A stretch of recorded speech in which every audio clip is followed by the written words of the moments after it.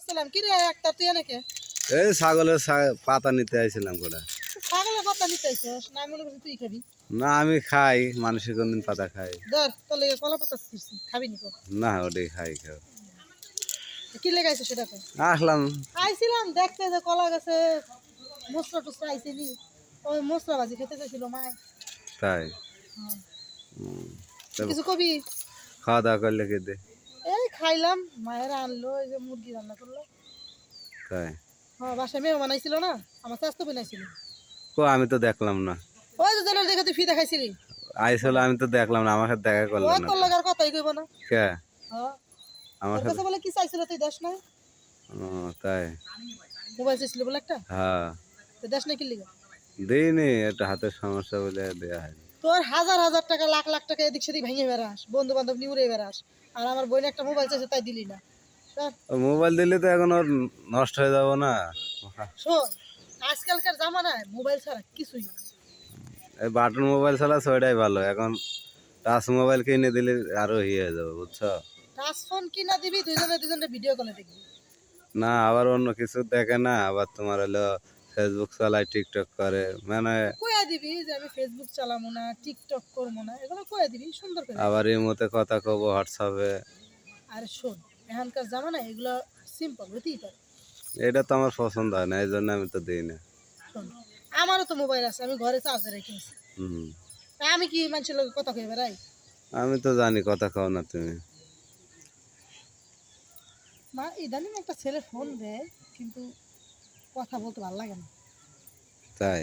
হ্যাঁ তুমি ভাই জানে? বললাম, না তোর ভাই তো আইবো আরো 6 বছর পরে আইবো বাংলাদেশে তারপরে মায়ে কইছে যে বিয়া দিয়ে দিব। তাই। দেখি কি করে। ওটাই বুঝলাম। হুম। তুই কি বুঝছস তুই জানতে যা ভালো লাগে না। কে ভাল লাগবে না? আমার একটু গাছগুলো দেখবা দে। দেখছই তো। দেখছি তো ভালো করে দেখবা দে যে কোনো ই করন লাগবে নি পরিষ্কার করন লাগবে নি তাই দেখতেছি। ভাবি পাতাগুলো মেলা মরে রইছে। মরে গেছে, পাতাগুলো কাটো না কে, একটা কামলা দিয়ে। এই তো ভাবছিলাম তোর কাছে লোক কাটামু তোর বাড়ির যে কামলাটা আছে না হ্যাঁ ওরা দিয়ে কাটামু। আচ্ছা, আমি সকালে পাঠাই দেবো নি কালকে। হ্যাঁ। আচ্ছা কালকে সকালে পাঠাই দিস ভাই। হুম। এগুলো পরিষ্কার করলে গাছে মুসি আসবে। মুছে আইব, কলা ধরবো। হয়তো মোসরা করবো তাড়াতাড়ি। খালা কি কলা খাচ্ছে আইছিল? না না ওই যে কলা গাছের মোসরা আছে না হ্যাঁ। মোসরা ভাজি খেয়ে বসাইছি।